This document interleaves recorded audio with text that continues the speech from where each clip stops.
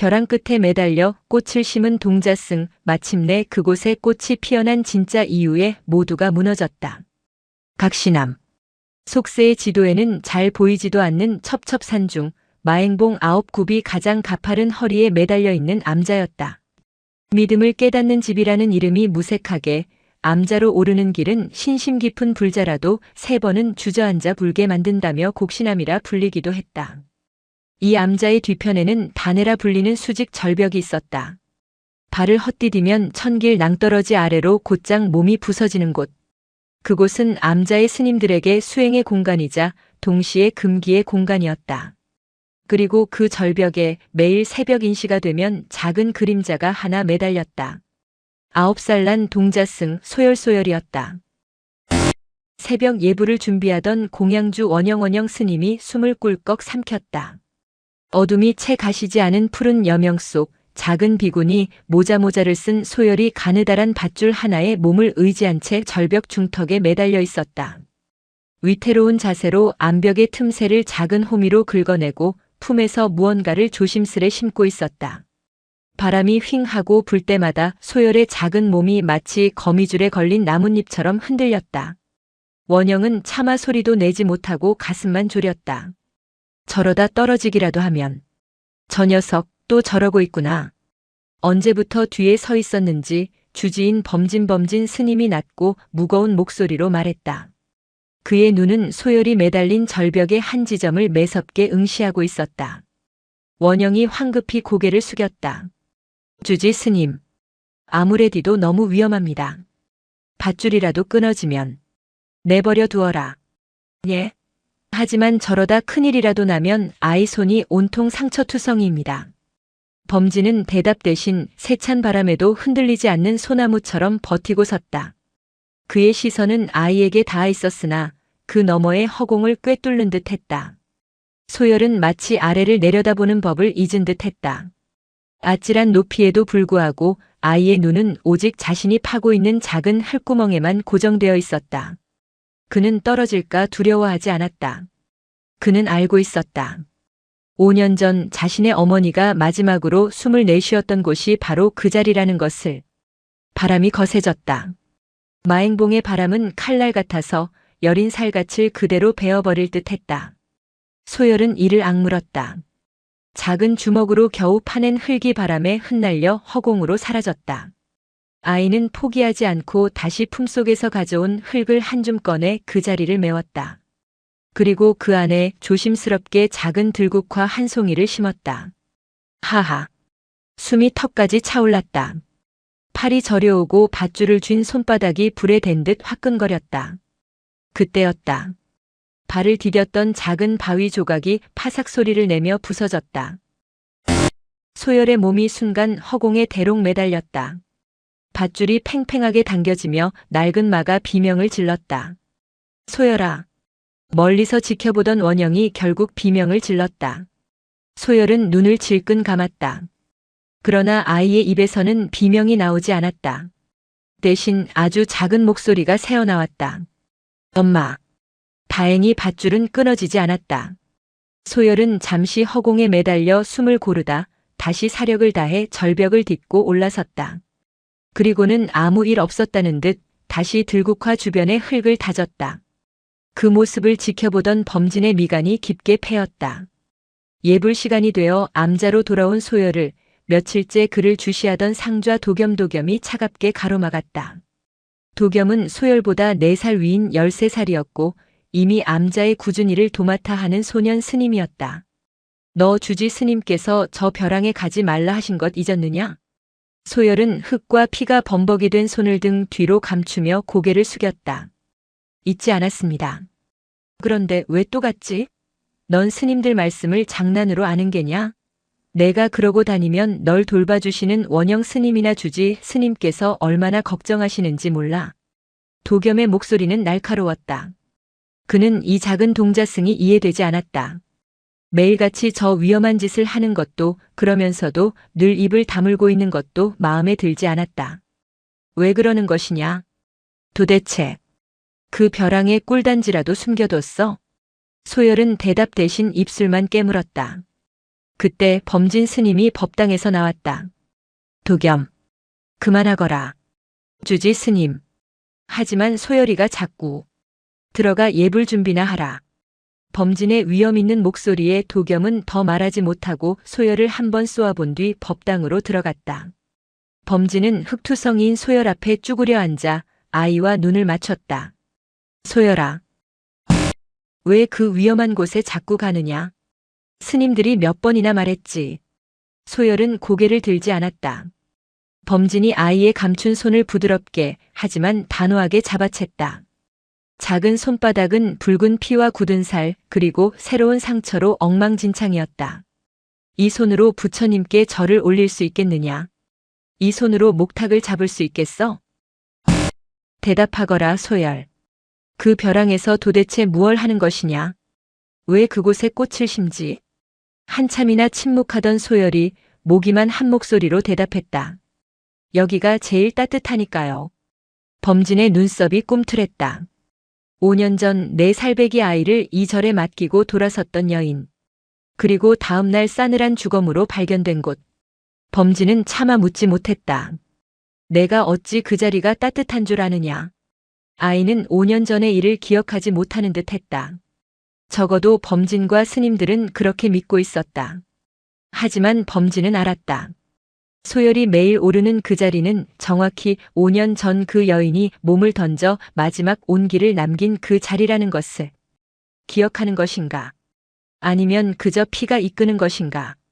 범진은 찢어진 아이의 손바닥을 내려다보며 5년 묵은 죄책감과 함께 무거운 한숨을 내쉬었다.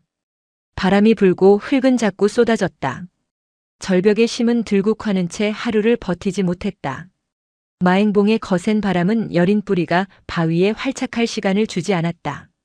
꽃은 시들었고 간신히 심은 흙은 다음 날이면 어김없이 바람에 날아가 버렸다. 소열의 손은 피투성이었다. 굳은 살이 박일 새도 없이 새 상처가 났고 손톱 밑은 늘 검은 흙과 붉은 피딱지로 물들어 있었다. 하지만 소열은 멈추지 않았다. 새벽에 벼랑을 탔다가 돌아오면 아침 공양 시간에는 꾸벅꾸벅 졸기 일쑤였다. 소열아, 밥 먹다 졸면 어떡해. 어서 먹어. 공양주인 원영 스님이 안쓰럽다는 듯 소열의 그릇에 버섯 볶음을 더 얹어주었다. 소열은 화들짝 놀라 고개를 들었지만 숟가락을 쥔 손이 상처 때문에 저려와 제대로 쥐지도 못했다. 탁! 결국 숟가락을 놓치고 말았다. 그 모습을 지켜보던 상좌 도겸이 혀를 찼다. 자, 그러게 누가 벼랑 같은 데를 기어오르랍니까? 밥 먹을 힘도 없으면서.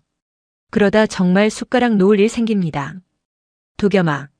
원영이 나무라듯 불렀지만 도겸은 아랑곳하지 않았다. 왜요, 공양주 스님? 틀린 말했습니까? 저 녀석 때문에 암자 분위기만 뒤숭숭합니다. 다들 저 녀석 벼랑에서 떨어질까봐 노심초사하고 주지 스님 심기도 불편하시고요. 저게 다 무슨 부질없는 짓입니까? 부질없지 않습니다. 늘 침묵하던 소열이 처음으로 도겸에게 대꾸했다.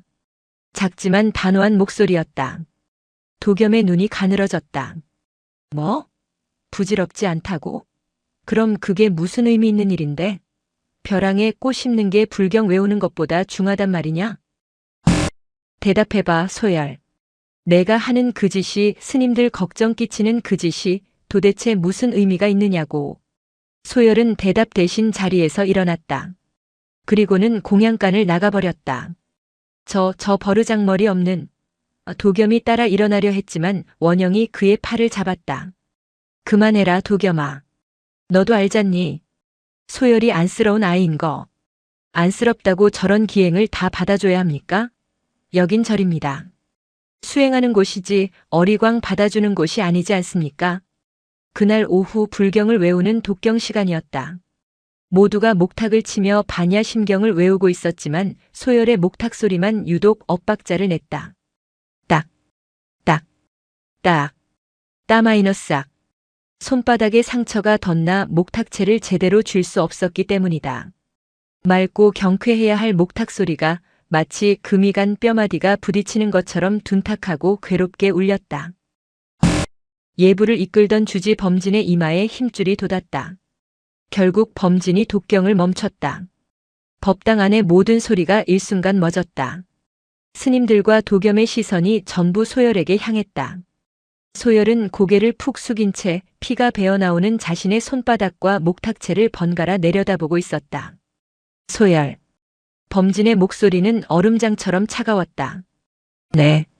그 손으로 치는 목탁 소리가 부처님 귀에 들릴 것 같으냐? 아니면 내 어미 귀에라도 들릴 것 같아 그리 처절하게 치는 것이냐? 범진의 불호령이 법당을 울렸다. 원영 스님이 놀라 눈을 크게 떴다. 범진은 5년 전 그 일이 있은 후 소열 앞에서 단 한 번도 어미라는 단어를 꺼낸 적이 없었다. 소열의 작은 어깨가 파르르 떨렸다. 범진이 자리에서 일어나 소열에게 성큼성큼 다가왔다. 그리고는 소열이 쥐고 있던 목탁을 빼앗아 들었다. 이게 무엇이냐? 이 피 묻은 손이. 범진은 소열의 손을 잡아 끌어 모든 대중이 볼 수 있게 들어 올렸다. 스님이란 제 몸 하나 건사하지 못하면 대중을 건사할 수 없는 법이다. 제 마음 하나 다스리지 못하면 중생을 구제할 수 없는 법이야. 헌데 내 놈은 내 고집 하나 꺾지 못해 이 소중한 법구를 피로 물들이고 대중의 수행까지 방해하고 있어. 범진의 목소리는 분노로 떨리고 있었다. 꽃은 짓밟혀도 이듬해 다시 피어난다. 허나 사람은 한 번 떨어지면 그것으로 끝이다. 내가 하는 짓은 수행이 아니라 객기이며 불심이 아니라 망상이야. 그것은 단순히 소열을 꾸짖는 소리가 아니었다. 그것은 5년 전 그 여인을 막지 못했던 자신에 대한 질책이었고 또다시 같은 비극이 반복될지도 모른다는 깊은 두려움의 표출이었다. 모두가 숨을 죽였다. 소열은 고개를 들지 못했다. 다시는 그 벼랑에 오르지 마라. 내 약조하거라. 약조하거라 소열. 범진이 소열의 어깨를 거칠게 붙잡아 흔들었다. 그때였다. 소열이 참았던 숨을 토해내듯 낮은 목소리로 중얼거렸다. 그 목소리는 너무도 작았지만 법당의 정적을 찢을 만큼 날카로웠다. 엄마도 기다리셨잖아요. 무어라? 범진이 멈칫했다. 소열이 천천히 고개를 들었다. 9살 아이의 눈이라고는 믿기지 않을 만큼 깊고 슬프고 또한 무언가에 단단히 사로잡힌 눈이었다. 아무도 오지 않았잖아요. 소열은 범진의 손을 뿌리치고 법당을 뛰쳐나갔다. 와장창. 범진이 놓친 목탁이 법당 마루에 떨어져 요란한 소리를 내며 깨어져 버렸다. 범진은 깨진 목탁 조각과 소열이 뛰쳐나간 문 밖을 망연히 바라보았다. 기다렸다. 아무도 오지 않았다. 범진의 등줄기에 식은땀이 흘렀다. 저 아이 기억하고 있다. 5년 전 그날 저 아이는 그 벼랑에서 어미가 떨어지는 것을 보았던 것이다. 그날 밤 마행봉에는 거대한 폭풍이 몰려오고 있었다. 하늘은 온통 짙은 먹구름에 뒤덮여 달빛 한 줄기 새어나오지 않았고 바람은 암자의 문틈을 비집고 들어와 짐승처럼 울부짖었다. 마치 5년 전 그날 밤처럼. 범진은 자신의 처소에서 좌정을 시도했지만 좀처럼 마음이 가라앉지 않았다. 아무도 오지 않았잖아요. 소열의 그 한마디가 목에 걸린 가시처럼 그를 괴롭혔다. 5년 전 비가 억수같이 쏟아지던 날이었다. 한 젊은 여인이 4살배기 사내아이의 손을 잡고 각시남의 문을 두드렸다. 여인의 행색은 남루했고 얼굴은 공포와 절박함으로 질려 있었다. 스님, 제발 이 아이 좀 살려주십시오. 무슨 일이요, 보살. 저를 쫓는 자들이 있습니다. 이 아이만이라도 숨겨주십시오. 저는 이 아이의 발목을 잡을 수 없습니다. 여인은 아이의 이름이 열이며 자신은 곧 돌아오겠다고 했다. 범진은 차마 그 절박한 모정을 외면할 수 없었다. 그렇게 아이를 받아 암자 깊숙한 곳에 숨겼다. 그리고 여인은 비바람 속으로 다시 사라졌다. 범진은 그저 아이를 안전한 곳에 맡기고 떠난 줄로만 알았다. 하지만 다음 날 새벽 절벽 아래에서 처참하게 부서진 여인의 시신이 발견되었다. 발을 헛디딘 것인지 아니면 스스로 몸을 던진 것인지. 비바람이 너무 거세어 그날 밤 절벽 근처에는 아무도 가지 않았기에 그녀의 마지막을 본 사람은 아무도 없었다. 범진은 여인을 쫓던 자들이 누구인지 왜 그녀가 그런 선택을 했는지 끝내 알 수 없었다. 그는 여인의 유골을 수습해 절벽 아래 양지 바른 곳에 묻고 아이에게는 소열소열이라는 법명을 주었다. 그리고 모두에게 이 일을 함구하라 명했다. 아이가 어미를 기억하지 못하길 바라면서. 그런데 오늘 소열은 분명히 말했다. 기다렸다고. 그렇다면 그날 여인은 절벽에서 누군가를 기다렸던 것이고 내 살배기 소열은 그 모든 것을 지켜보고 있었다는 뜻이 된다. 설마 나를 기다렸던 것인가? 아니면. 범진은 자리에서 벌떡 일어났다. 같은 시각 소열은 자신의 방에서 안절부절 못하고 있었다. 창밖으로 몰아치는 비바람 소리가 점점 거세졌다. 쿠르릉. 천둥이 산을 울렸다. 소열의 손은 상처의 고통보다 더 큰 조바심으로 떨리고 있었다. 안 돼, 비가 오면 다 씻겨 내려가. 소열은 더 이상 꽃을 심는 것에 연연하지 않았다. 꽃은 위장이었다. 그가 매일 절벽에 매달렸던 이유는 5년 전 그날 어머니가 떨어지기 직전 필사적으로 바위 틈에 숨겼던 어떤 것을 찾기 위해서였다. 어머니는 떨어지면서 소열을 향해 무언가 외쳤다. 비바람 소리에 묻혀 전부 들리진 않았지만 그 입모양만은 똑똑히 기억했다. 열아, 저기 붉은 주먹. 어머니의 손이 가리켰던 곳. 바로 지금 소열이 매일 흙을 파내고 있는 그 바위 틈이었다. 어머니는 자살한 것이 아니었다. 쫓아오던 자들을 피해 절벽을 타다 아이에게 무언가를 남기려던 찰나 발을 헛디뎌 떨어진 것이었다. 소열은 그 붉은 주머니를 찾아야 했다. 그것이 어머니가 목숨과 맞바꾼 유일한 단서이자 유품이었다. 하지만 5년의 세월 동안 흙과 돌이 그 틈을 메웠고 9살 아이의 힘으로는 좀처럼 파내기가 어려웠다. 오늘 밤이 아니면 안 돼. 폭우가 쏟아지면 내가 파놓은 흙이 전부 무너져 내릴 거야. 그럼 영영 찾지 못하게 될지도 몰라. 소열은 방문을 열고 살금살금 밖으로 나갔다. 빗줄기가 이미 굵어지기 시작했다. 그는 공양간 뒤편 낡은 밧줄을 보관해둔 창고로 향했다. 어딜 가느냐? 어둠 속에서 범진의 목소리가 들려왔다. 소열이 화들짝 놀라 멈춰섰다. 범진이 빗속에 우두커니 서서 소열을 노려보고 있었다. 이 밤에 이 폭풍에 또 벼랑에 갈 생각이었더냐? 내가 가지 말라 했을 텐데. 내 어미처럼 되고 싶은 게냐? 주지 스님은 아무것도 모르십니다. 소열이 빗물과 눈물이 뒤섞인 얼굴로 소리쳤다. 아무것도 모르시면서 엄마는 모르다니. 내가 그날의 일을 기억한다는 말이냐? 내가 무얼 봤는데? 범진이 다그쳤다. 소열은 대답 대신 범진을 밀치고 밧줄을 향해 달려갔다. 안 돼. 멈추거라 소열아. 범진이 소열을 뒤쫓아 창고 안으로 들어섰다. 소열이 낡은 밧줄을 움켜쥐었다. 그 벼랑에 무엇이 있느냐? 말하거라. 도대체 무얼 찾으려는 게야? 범진이 소열의 팔을 붙잡았다. 말하지 않으면 이 밧줄을 당장 불태워버릴 것이다. 소열은 절박하게 외쳤다. 찾아야 해요. 비가 오기 전에 엄마가 남긴 붉은 주머니. 붉은 주머니? 범진이 의아해하는 바로 그 순간이었다. 콰르릉, 쾅. 산 전체가 울리는 거대한 벼락이 바로 옆 마당에 오래된 감나무를 내리쳤다. 쩍 하는 소리와 함께 나무가 부러지며 창고 지붕의 일부를 덮쳤다. 으악! 순식간에 지붕 석가래가 무너져 내렸다. 범진은 반사적으로 소열을 끌어안고 몸을 굴렸다.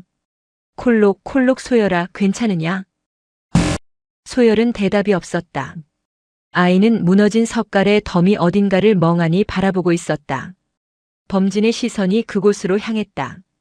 무너진 지붕 틈새로 낡은 나무 상자 하나가 떨어져 깨져 있었다. 그리고 그 안에서 새빨간 비단으로 만든 작은 주머니 하나가 빗물에 젖어 나뒹굴고 있었다. 범진의 눈이 경악으로 물들었다. 그것은 5년 전 그 여인이 아이를 맡기던 날 품에 지니고 있던 것과 똑같은 주머니였다.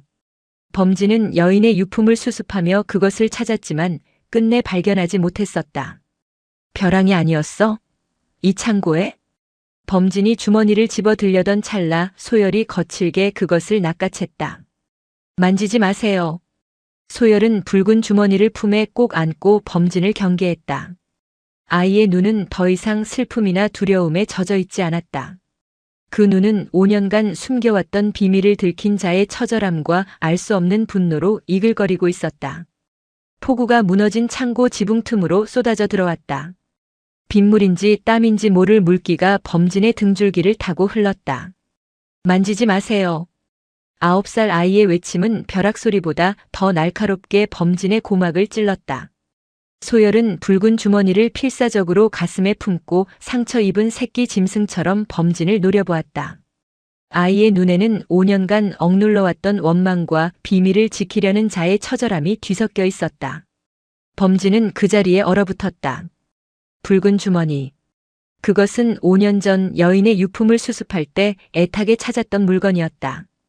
범진은 당연히 여인이 벼랑에서 떨어지며 잃어버렸거나 쫓던 자들에게 빼앗겼으리라 생각했다. 그런데 그것이 단 한 번도 누구의 눈길도 끌지 않았던 이 낡은 창고의 석가래 틈에 숨겨져 있었다.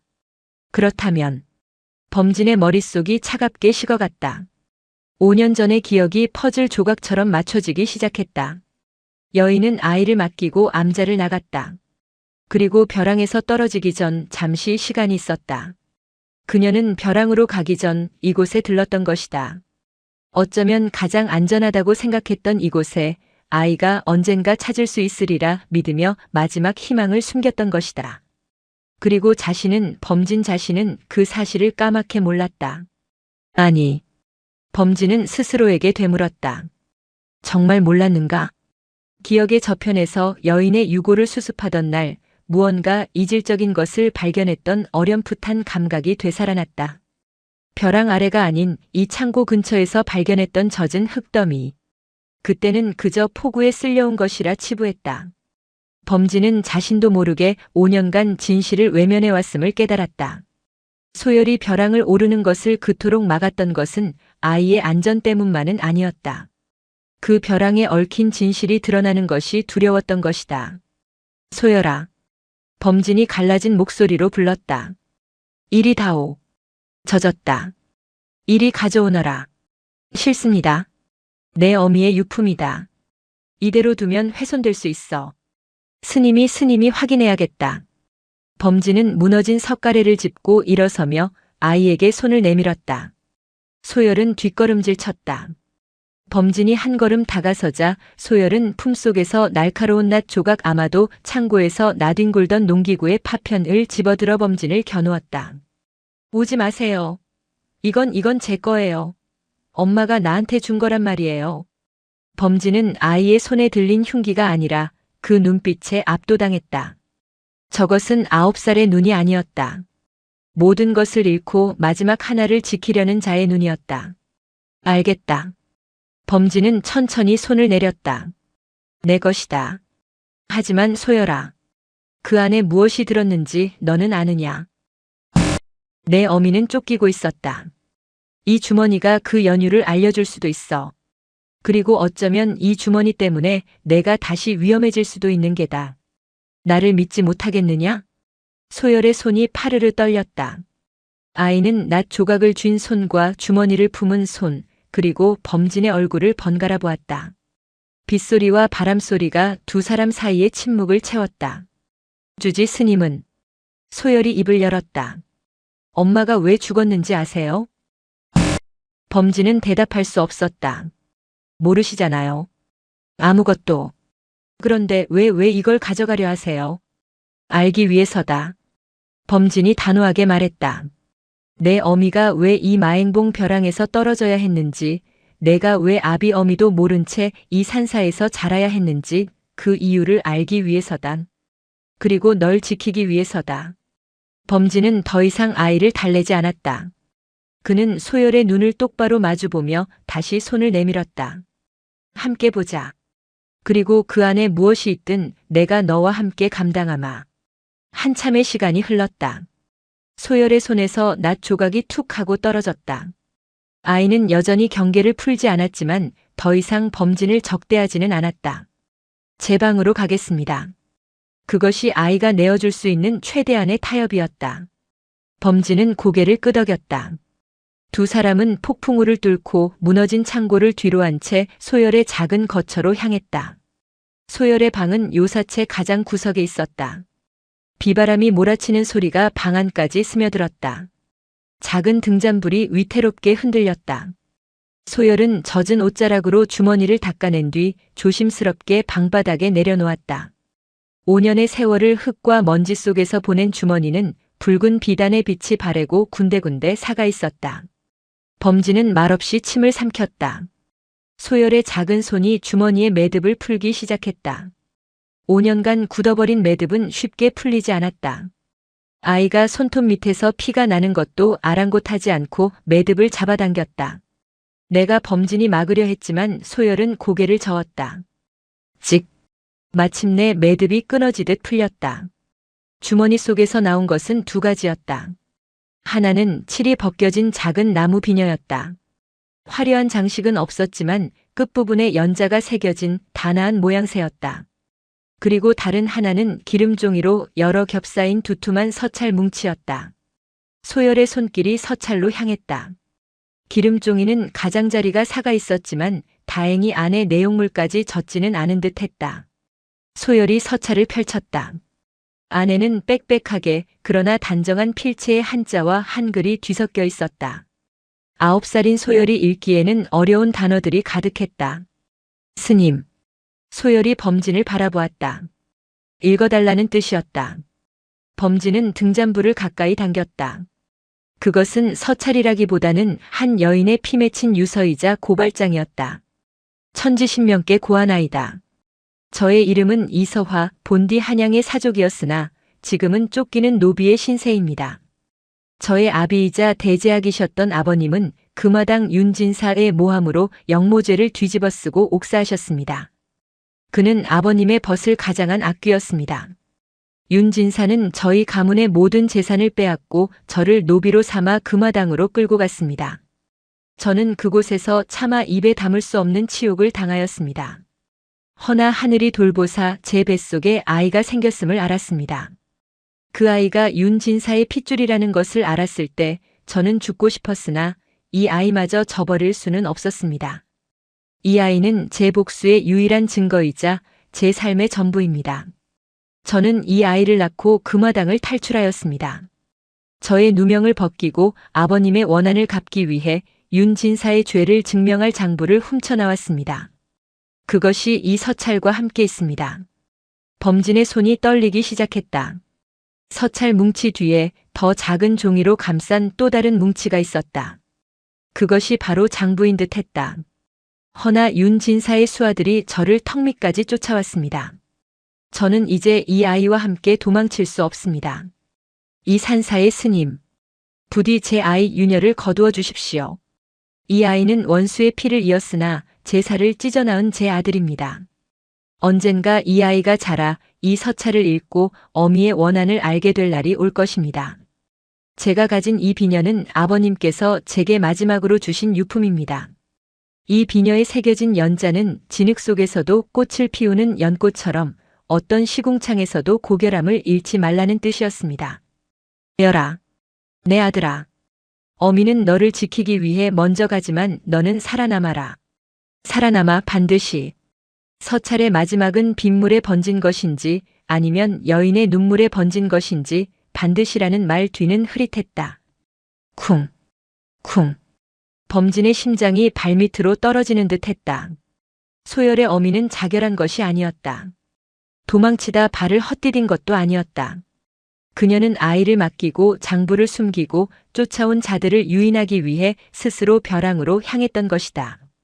그리고 그곳에서 소열이 범진의 옷자락을 잡았다. 아이는 떨고 있었다. 윤열. 제 이름이 윤열이에요? 네. 금화당이 뭐예요? 아버지가 원수라고요? 범진은 차마 9살 아이에게 이 잔혹한 진실을 모두 설명할 수 없었다. 그는 서찰을 접어 소열의 손에 쥐어주었다. 소열아. 아니 열아. 범진은 아이의 어깨를 감싸 안았다. 내 어미는 너를 지키기 위해 목숨을 버린 위대한 분이셨다. 그리고 너는 내가 왜 벼랑에 꽃을 심었는지 이제 알겠느냐? 소열은 대답 대신 붉은 주머니와 서찰 그리고 비녀를 품에 안고 소리 없이 울기 시작했다. 5년 만에 터뜨리는 어미의 이름을 부르는 울음이었다. 범진은 흔들리는 등불을 바라보았다. 폭풍은 이제 막 시작되었을 뿐이었다.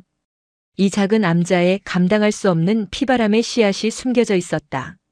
폭풍우가 거치고 각신함에는 거짓말 같은 고요가 찾아왔다. 하지만 그 고요는 평온함이 아니었다. 그것은 더 큰 폭풍을 예감하는 바다의 잦아듦과 같았다. 소열소열은 더 이상 벼랑에 오르지 않았다. 아이의 손에 있던 상처는 아물기 시작했지만 그보다 더 깊은 상처가 마음속에 자리 잡았다. 가장 큰 변화는 소열의 눈빛이었다. 늘 슬픔과 분노가 서려 있던 아이의 눈은 이제 목적을 찾은 자의 차가운 빛으로 빛났다. 9살의 나이라고는 믿기지 않는 심연과 같은 침착함이었다. 소열은 붉은 주머니를 목숨처럼 지켰다. 낮에는 품속 깊이 간직했고 밤에는 베개 밑이 아닌 방 한구석의 헐거운 마룻바닥 틈새에 숨겼다. 그리고 그 위에 자신의 이부자리를 폈다. 더 이상 아침 공양 시간에 졸지도 않았고 독경 시간에 목탁 소리를 어긋나게 치지도 않았다. 대신 소열은 무섭도록 배움에 집착하기 시작했다. 주지 스님. 그날 이후 소열이 처음으로 범진을 찾아와 고개를 숙였다. 그를 가르쳐 주십시오. 범진은 묵묵히 붓과 벼루를 꺼냈다. 천자문부터 시작할 것이다. 아닙니다. 소열이 단호하게 말했다. 어머니의 서찰을 제 눈으로 전부 읽고 싶습니다. 거기에 나오는 글자부터 가르쳐 주십시오. 범진은 소열의 눈을 바라보았다. 그 안에는 복수심이라기보다는 진실을 알아야겠다는 처절한 갈망이 담겨 있었다. 범진은 더 묻지 않고 서찰에 가장 많이 등장하는 원통할 원, 한한, 기록할 장, 가풀, 보 같은 무거운 글자들을 먼저 가르치기 시작했다. 소열의 습득력은 무서웠다. 마치 마른 스펀지가 물을 빨아들이듯 아이는 밤낮을 가리지 않고 글자를 외우고 그 뜻을 파고들었다. 이러한 변화를 가장 불안하게 지켜보는 이는 상좌인 도겸이었다. 이상하지 않습니까, 원영 스님? 도겸은 부엌에서 채소를 다듬던 원영에게 불만스럽게 말했다. 저 녀석 벼락 맞은 창고에서 주지 스님이랑 밤새 무슨 얘기를 했는지 그날 이후로 사람이 변했습니다. 원영은 묵묵히 물을 썰며 대답했다. 철이 든 것이겠지. 너도 그 나이 때 그랬느니라. 철이 든 정도가 아닙니다. 벼랑에 매달릴 때는 차라리 애 같았지 지금은 꼭 늙은이 같습니다. 게다가 주지 스님께서는 왜 갑자기 저 녀석만 끼고 도시는 겁니까? 불경이 아니라 무슨 이상한 한자들만 가르치시고 불공평합니다. 도겸의 눈에는 질투와 함께 자신이 모르는 비밀이 오간다는 것에 대한 소외감이 서려 있었다. 그는 그날 밤 무너진 창고에서 범진과 소열이 실랑이를 벌이는 것을 멀리서 지켜보았다. 무언가 붉은 것을 두고 다투는 듯 했다. 도겸의 의심은 날이 갈수록 깊어졌다. 한편 범진은 소열에게 글만 가르친 것이 아니었다. 그는 서찰을 읽은 날 밤 깊은 고민에 빠졌다. 금화당 윤진사. 속세와 연을 끊은 지 오래였지만 그 이름은 어렴풋이 들어본 적이 있었다. 한양에서 막대한 부를 축적한 신흥 상단이자 권력의 중심에 서 있다는 소문이었다. 그들이 이 아이의 존재를 안다면 각신함은 풍전등화의 신세가 될 터였다. 이 아이를 지켜야 한다. 범진은 결심했다. 단순히 숨기는 것이 아니라 스스로를 지킬 수 있는 힘을 길러주어야 했다. 여라. 범진은 새벽 예불이 끝난 소열을 따로 불렀다. 오늘부터는 무술도 익혀야겠다. 무술 말입니까? 이곳은 산사다. 허나 산사라고 해서 악한 자들이 들지 않는 것은 아니다. 내 몸 하나 지킬 힘은 있어야 해. 불법은 때로 금강의 힘으로 악을 물리쳐야 하는 법이다. 범진은 소열에게 호신술의 기본이 되는 권법과 암자의 스님들이 예로부터 익혀온 봉수를 가르치기 시작했다. 소열은 글자를 배울 때와 마찬가지로 묵묵히 모든 것을 받아들였다. 아이는 9살의 몸으로 감당하기 힘든 훈련을 비명 한 번 지르지 않고 소화했다. 땀이 비오듯 쏟아지고 팔다리가 부러질 듯 아파도 아이는 이를 악물었다. 그가 봉을 내리칠 때마다 그것은 훈련이 아니라 마치 보이지 않는 적을 향한 분노의 표출처럼 보였다. 그렇게 몇 달이 흘렀다. 가을이 깊어지고 있었다. 그러던 어느 날 공양주인 원영이 범진을 황급히 찾아왔다. 주지 스님. 큰일입니다. 저기 객이 오셨는데. 범진은 의아했다. 마행봉의 각시남은 신심 깊은 불자도 오르기 힘든 곳이라 1년에 객이 드는 날이 손에 꼽을 정도였다. 웬 객이 이 깊은 가을에. 그게 행색이 보통이 아닙니다. 한양에서 오신 분 같은데 시종을 여럿 거느리고 공양미를 100가마나 싣고 왔습니다. 범진의 미간이 좁혀졌다. 100가마라니. 그가 법당 앞으로 나갔을 때 과연 값비싼 비단 도포를 입은 중년 사내가 시종들의 시중을 받으며 서 있었다. 그는 범진을 보더니 사람 좋은 웃음을 지으며 합장했다. 험한 산길 오르시느라 고생 많으셨습니다. 헌데 뉘신지. 처음 뵙겠습니다, 스님. 저는 한양에서 작은 상단을 꾸리고 있는 윤태섭이라 합니다. 윤이라는 성을 듣는 순간 범진의 심장이 차갑게 내려앉았다. 윤태섭은 마치 범진의 속을 꿰뚫어 보기라도 하듯 온화하게 말을 이었다. 풍문으로 이 각시남의 영험함을 듣고 부처님께 공양미도 올리고 며칠간 머물며 마음을 닦고자 찾아왔습니다. 부디 저의 무례를 용서하시고 며칠간의 기거를 허락해 주십시오. 그의 태도는 더할 나위 없이 겸손했고 그가 가져온 공양미는 암자의 1년치 양식보다 많았다. 범진은 거절할 명분을 찾을 수 없었다. 누추한 곳이지만 부처님의 뜻이라면 그리하십시오. 범진이 객의 처소를 안내하기 위해 몸을 돌리는 순간 윤태섭의 시선이 마당 한쪽에서 봉수를 연마하던 소열에게 가닿았다. 허! 저런 어린 동자승도 있었군요. 참으로 당차 보입니다. 윤태섭의 눈이 가늘어졌다. 그는 소열의 얼굴을 뚫어지라 바라보았다. 그때 소열도 훈련을 멈추고 객을 바라보았다. 두 사람의 시선이 허공에서 부딪혔다. 소열은 본능적으로 느꼈다. 저 사내가 자신이 그토록 증오하는 금화당과 관련이 있음을. 윤태섭은 소열을 보며 미소를 지었지만 그 눈은 웃고 있지 않았다. 그는 소열의 얼굴에서 5년 전 놓쳤던 그 여인의 흔적을 그리고 자신이 그토록 지우고 싶었던 자신의 흔적을 어렴풋이 발견하고 있었다. 윤태섭이 각시남에 머물기 시작하면서 암자의 평화로운 일상은 깨졌다. 그는 자신이 윤진사임을 숨기지 않았으나 스스로를 금화당의 주인이라 칭하지는 않았다. 그저 한양의 보잘것없는 상인이라 겸손을 떨었다. 하지만 그가 부리는 시종들의 매서운 눈초리와 그가 쓰는 물건들의 값비싼 태는 그가 보통 인물이 아님을 증명했다. 윤태섭은 매일 범진과 차를 마시며 담소를 나누었다. 스님, 이 암자는 참으로 기운이 막습니다. 헌데 저 뒤편의 벼랑은 참으로 아찔하군요. 혹 저 벼랑에 얽힌 이야기가 있습니까? 범진은 찻잔을 든 채 미동도 하지 않았다. 절벽이 그러하듯 그저 말이 없을 뿐입니다. 오가는 바람만이 아는 일이겠지요. 허허. 스님의 말씀은 늘 심오하십니다. 윤태섭은 사람 좋게 웃었지만 그의 눈은 범진의 미세한 표정 변화 하나 놓치지 않으려 애썼다. 그의 관심은 노골적으로 소열에게 향해 있었다. 저 동자승은 참으로 기특합니다. 저 나이에 봉술이라니요. 스님께서 직접 가르치시는 겁니까? 산중의 사내 아이라 제 몸 하나 지킬 방도는 알아야지요. 언제부터 이 절에 있었습니까? 부모는 계신지요? 소열이는 4살 적에 이 절에 맡겨진 아이입니다. 부모의 연은 알지 못합니다. 범진은 태연하게 거짓을 고했다. 윤태섭의 시선은 소열을 떠나지 않았다. 그는 공양간을 돕는 소열에게 다가가 말을 걸기도 했다. 이름이 소열이라 하였느냐? 소열은 대답 대신 묵내만 하고 제 할 일을 했다. 나이가 몇이냐? 글은 읽을 줄 아느냐? 소열은 그제야 고개를 들었다. 손님께서 머무시는데 필요한 일은 아닙니다. 차가운 대답이었다. 윤태섭은 당황한 기색 없이 오히려 흥미롭다는 듯 웃었다. 허허. 이 녀석 보통이 아니로구나. 아주 눈빛이 살아있어. 내 너를 보니 오래전 알던 아이 하나가 생각나는구나. 그 오래전 알던 아이라는 말에 소열의 어깨가 미세하게 굳었다. 이 모든 상황을 불안하게 지켜보던 이는 범진뿐만이 아니었다. 도겸은 자신에게 쏟아지던 주지 스님의 관심이 소열에게로 옮겨간 것에 이어 이제는 저 막대한 부를 가진 손님마저 소열에게만 관심을 보이자 참을 수 없는 질투와 소외감을 느꼈다. 대체 저 녀석이 뭐라고. 벼랑에나 오르던 문제아가.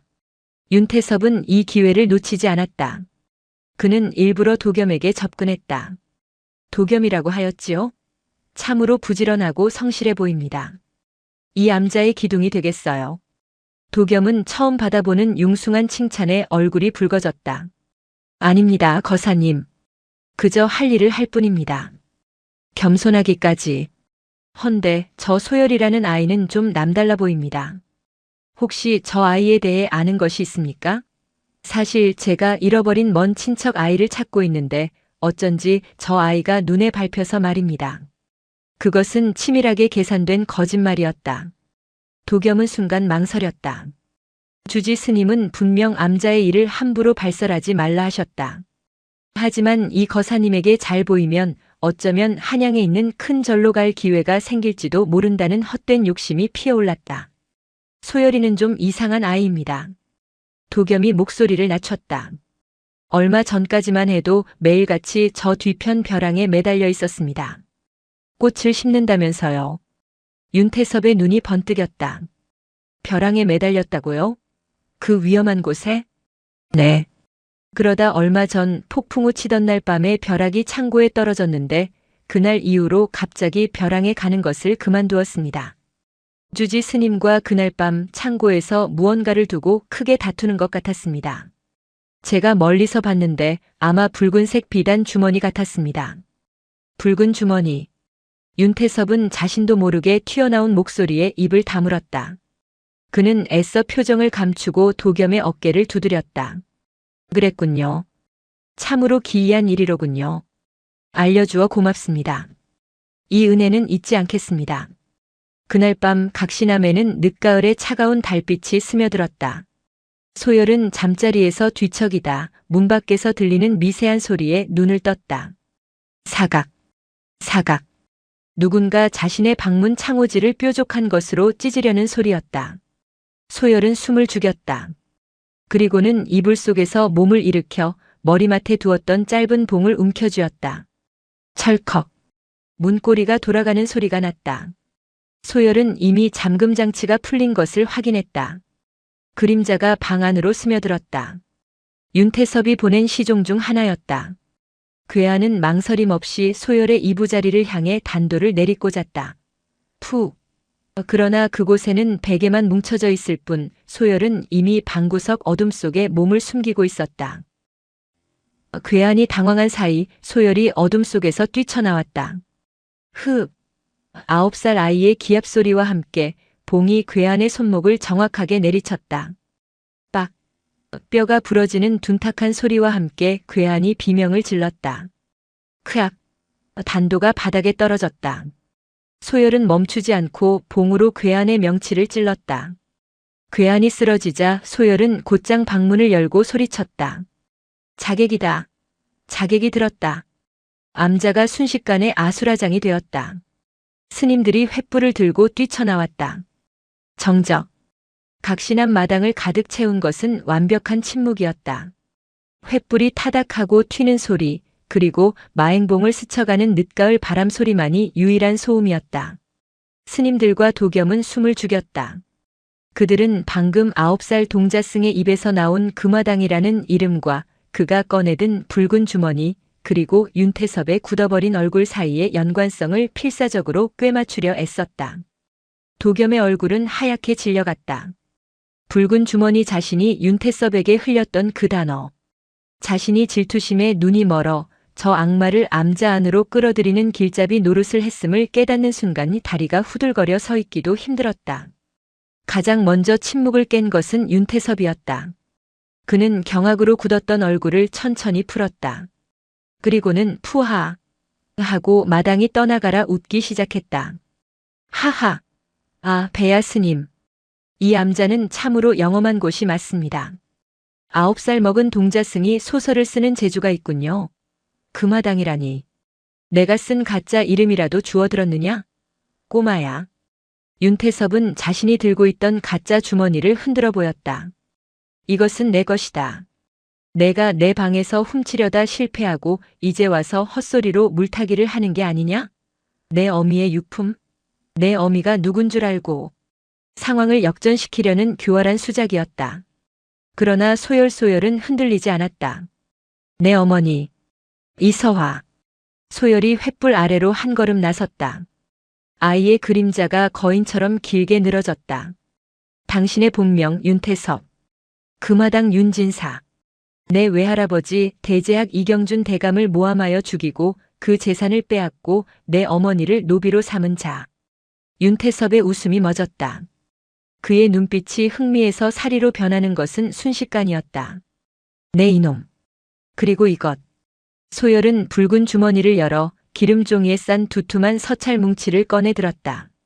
당신이 5년 전 내 어머니를 죽이면서까지 찾으려 했던 것. 당신이 사대부들과 주고받은 뇌물과 불법으로 축제한 토지 문서가 담긴 장부. 장부라는 단어가 터져나오는 순간 윤태섭이 손을 번쩍 들었다. 그것은 신호였다. 모조리 죽여라. 더 이상의 연극은 없었다. 윤태섭의 뒤에 섰던 시종들, 그들은 시종이 아니라 금화당의 사병이었다. 이 품속에서 시퍼런 단도와 얇은 도검을 꺼내 들었다. 거사님, 부처님 전에서 이게 무슨... 원영 스님이 경악하며 소리쳤지만 대답은 칼날로 돌아왔다. 크악. 가장 가까이 있던 노승 하나의 어깨에 칼이 박혔다. 횃불이 바닥에 떨어지며 불똥이 튀었다. 원영. 범진 스님이 고함을 질렀다. 소열이를 데리고 부엌으로. 어서. 범진은 더 이상 자비로운 주지가 아니었다. 그는 마당 한쪽에 세워져 있던 장작더미에서 굵은 참나무 장작을 뽑아들었다. 그것은 봉이라기엔 너무 거칠었지만 그의 손에 들리자 무시무시한 무기가 되었다. 이 악귀들아, 여기가 어디라고 감히 피를. 범진이 고함과 함께 참나무를 휘둘러 스님들을 향해 달려들던 자객 하나의 머리를 후려쳤다. 둔탁한 파열음과 함께 자객이 쓰러졌다. 주지 스님. 도겸이 겁에 질려 주저앉았다. 도겸, 멍하니 있지 말고 종을 쳐라. 산 아래에라도 알려야 한다. 범진이 외쳤지만 이미 늦었다. 자객 둘이 도겸을 향해 달려들었다. 도겸은 눈을 질끈 감았다. 나는 여기서 이렇게 죽는구나. 내 질투가 모두를 죽였다. 팡. 그때 도겸의 앞으로 작은 그림자가 날아들었다. 소열이었다. 소열은 자신이 훈련하던 짧은 봉으로 자객의 칼날을 가까스로 쳐냈다. 금속과 나무가 부딪히는 날카로운 소리가 났다. 도겸 사형, 정신 차리세요. 소열의 외침에 도겸이 눈을 떴다. 9살짜리 동자승이 자신을 죽이려 했던 그 동생이 지금 자신을 지키기 위해 칼날 앞에 서 있었다. 으아. 도겸은 울부짖음에 가까운 기합을 내지르며 곁에 있던 쇠 부직갱이를 집어들었다. 이게만도 못한 놈들아. 도겸은 겁에 질렸지만 소열의 등을 지키기 위해 부직갱이를 미친 듯이 휘둘렀다. 법당 앞은 순식간에 아수라장이 되었다. 범진은 노련하게 2명의 자객을 상대하고 있었지만 수행만 하던 다른 스님들은 속수무책이었다. 비명과 신음이 뒤엉켰다. 소열아, 장부. 원영이 부엌 쪽에서 절박하게 소리쳤다. 윤태섭은 이 아비규환 속에서도 오직 한 곳만 보고 있었다. 장부를 손에 쥔 소열. 저놈을 잡아. 다른 놈들은 놔둬도 돼. 저놈과 장부를 잡아. 윤태섭 자신이 직접 소열을 향해 달려들었다. 범진이 그를 막으려 했지만 자객들에게 발이 묶여 한 발 늦었다. 네 이놈. 윤태섭이 소열의 멱살을 움켜쥐려 손을 뻗었다. 소열은 장부를 품속 깊숙이 밀어넣고 윤태섭의 손목을 향해 봉을 내리찍었다. 하지만 9살 아이의 힘으로는 역부족이었다. 윤태섭은 비웃으며 봉을 잡아챘다. 까짜는 짓을. 윤태섭이 소열을 들어 올려 바닥에 내동댕이 쳤다. 쿵. 소열이 숨을 토해냈다. 윤태섭이 소열의 품을 뒤지기 위해 달려드는 순간 네 이놈. 범진이 자객 하나를 밀쳐내고 윤태섭의 등을 향해 몸을 날렸다. 스님. 범진은 윤태섭을 끌어안고 함께 나뒹굴었다. 소열아. 어서 가거라. 범진이 윤태섭의 팔을 붙들고 늘어졌다. 감히 내 절에서 내 아이들을, 이 늙은 중놈이. 윤태섭이 품에서 단도를 꺼내 범진의 옆구리를 찔렀다. 범진의 입에서 붉은 피가 터져 나왔다. 주지 스님. 소열이 절규했다. 가라. 어서. 범진은 피를 토하면서도 윤태섭을 놓아주지 않았다. 도겸아. 소열이를. 도겸은 부직갱이를 휘두르다 말고 그 처참한 광경을 보았다. 피를 흘리는 범진. 울부짖는 소열. 도겸은 자객의 칼을 피해 소열에게 달려갔다. 일어나. 일어나야 해. 도겸은 소열의 팔을 잡아 끌어 부엌으로 뛰었다. 이놈들. 놓치지 마라. 윤태섭이 범진을 밀쳐내고 비틀거리며 일어섰다. 그의 옷도 범진의 피로 붉게 물들어 있었다. 주지 스님, 주지 스님.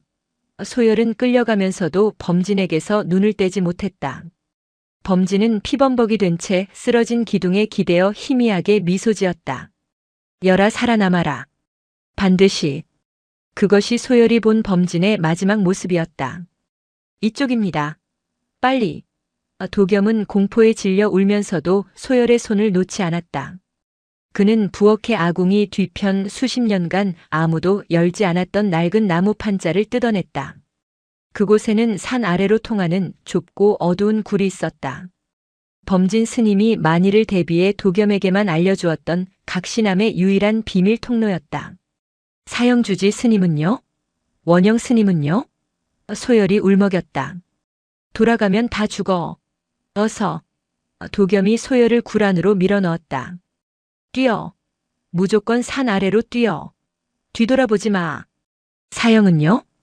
나는 이놈들을 막아야 해. 도겸의 눈에는 죽음의 공포와 함께 속죄하려는 자의 결의가 서려 있었다. 내가 부른 악귀들이다. 내가 막아야 해. 어서 가. 도겸은 소열을 밀어넣고 다시 나무 판자를 닫으려 했다. 그때 부엌 문이 박살나며 윤태섭과 자객 둘이 들이닥쳤다. 저기 있다. 도겸 사형. 소열이 굴 안에서 소리쳤다. 가라니까. 도겸은 굴 입구를 막아서며 손에 쥔 부직갱이를 자객들에게 휘둘렀다. 이 버러지들아. 감히. 도겸은 무술을 배운 적이 없었다. 그것은 처절한 몸부림이었다. 자객의 칼이 도겸의 팔을 베었다. 하지만 도겸은 물러서지 않고 자객의 다리를 끌어안고 늘어졌다. 소열아. 어서 가. 가서 모두에게 알려. 금화당이 한 짓을. 이놈이. 윤태섭이 격분하여 칼을 뽑아들었다. 안 돼. 소열은 차마 발길이 떨어지지 않았지만 도겸의 피 묻은 얼굴을 보고 이를 악물었다. 살아남아라. 범진의 마지막 목소리가 귓가에 맴돌았다. 소열은 눈물을 삼키고 어둠 속을 향해 달리기 시작했다. 등 뒤에서 도겸의 처절한 비명이 들려왔다. 그리고 곧 윤태섭의 분노에 찬 고함이 굴을 울렸다. 쫓아. 반드시 저놈을 잡아. 굴은 좁고 축축했다. 얼마나 달렸을까. 숨이 턱까지 차오르고 온몸이 흙투성이가 되었을 때 차가운 밤 공기와 함께 굴의 출구가 보였다. 출구는 암자에서 한참 떨어진 숲이 우거진 산 중턱이었다. 소열은 비틀거리며 굴 밖으로 나왔다. 달빛이 교교했다. 뒤를 돌아보았다. 저 멀리 마행봉 중턱의 각시남에서 검은 연기와 함께 붉은 불길이 치솟고 있었다. 범진 스님. 원영 스님. 도겸 사형. 자신을 돌봐주었던 모든 이들이 저 불길 속에서 죽어가고 있었다. 모든 것이 자신과 자신이 가진 이 장부 때문이었다. 차라리 여기서 죽고 싶었다. 모든 것을 포기하고 싶었다. 그때 품속에서 어머니의 유품, 작은 나무 비녀가 차갑게 가슴을 찔렀다. 살아남아라. 반드시. 어머니의 유언이 범진의 마지막 외침과 겹쳐졌다. 소열은 눈물을 닦았다. 지금은 슬퍼할 때가 아니었다. 살아야 했다. 살아남아서 이 모든 것을 갚아주어야 했다. 윤태섭. 소열은 불타는 각시남을 향해 피를 토하듯 그 이름을 불렀다. 우수수. 바로 그때 등 뒤의 굴에서 자객 하나가 튀어나왔다. 소열이 도망친 것을 보고 윤태섭이 가장 날랜 놈을 뒤따라 보낸 것이었다. 찾았다, 이 꼬마 놈. 자객이 칼을 들고 달려들었다. 소열은 9살 아이의 본능적인 공포로 몸이 굳었다. 이대로 끝인가? 그 순간 소열의 발이 무언가에 걸려 넘어졌다. 넘어진 곳은 다름 아닌 벼랑의 가장자리였다. 각신암 뒤편의 그 단에였다. 굴의 출구는 벼랑으로 이어지는 길목이었던 것이다. 소열은 절벽 끝에 아슬아슬하게 매달렸다. 허! 내 놈, 제 어미와 똑같은 곳에서 죽게 생겼구나. 자객이 비웃으며 천천히 다가왔다. 얌전히 장부를 내놔라. 그럼 고통 없이 보내주마. 소열은 절벽 아래를 내려다보았다. 까마득한 어둠. 5년 전 어머니가 떨어졌던 그 죽음의 공간이었다. 그리고 자신이 매일 꽃을 심기 위해 오르내렸던 자신의 훈련장이기도 했다. 자객이 칼을 치켜들었다. 소열은 주저하지 않았다. 그는 벼랑 아래로 몸을 던졌다. 이런 멍청한 놈. 자객은 소열이 장부와 함께 절벽 아래로 몸을 던지자 경악하며 벼랑 끝으로 달려갔다. 장부가! 그는 횃불도 없이 달빛의 의지의 아래를 내려다보았지만 보이는 것은 짙은 안개와 어둠뿐이었다. 아이의 비명 소리조차 들리지 않았다. 이대로 돌아가면 윤태섭에게 죽임을 당할 터였다. 아이가 떨어졌으니 장부도 저 아래 어딘가에 자객은 암자로 돌아가 밧줄을 가져와야겠다고 생각하며 급히 불타는 암자 쪽으로 달려갔다. 하지만 소열은 떨어지지 않았다. 그는 죽음을 향해 몸을 던진 것이 아니었다. 그는 삶을 향해 몸을 던진 것이었다. 소열은 5년 전 어머니가 떨어지던 순간의 마지막 잔상을 기억해냈다. 붉은 주머니를 틈에 숨기고 쫓아온 자들을 유인하던 어머니.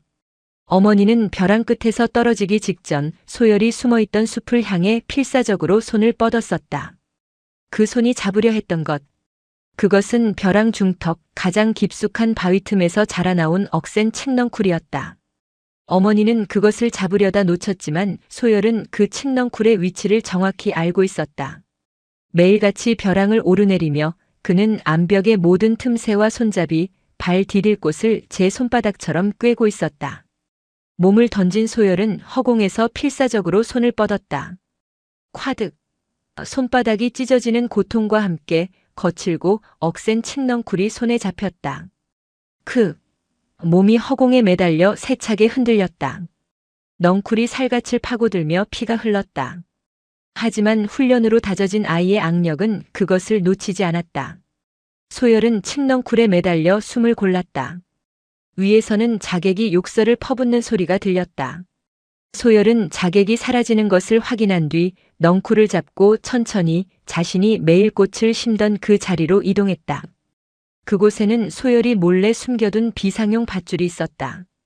그는 범진 스님이 자신을 말렸음에도 불구하고 혹시 모를 사태에 대비해 낡은 창고에서 가장 튼튼한 밧줄을 가져와 이 바위 틈에 숨겨두었던 것이다. 살아야 한다. 소열은 밧줄을 몸에 단단히 묶었다. 그리고는 익숙하게 절벽을 타고 내려가기 시작했다. 그가 매일 오르던 따뜻한 자리. 어머니의 유골이 묻혀있던 그곳.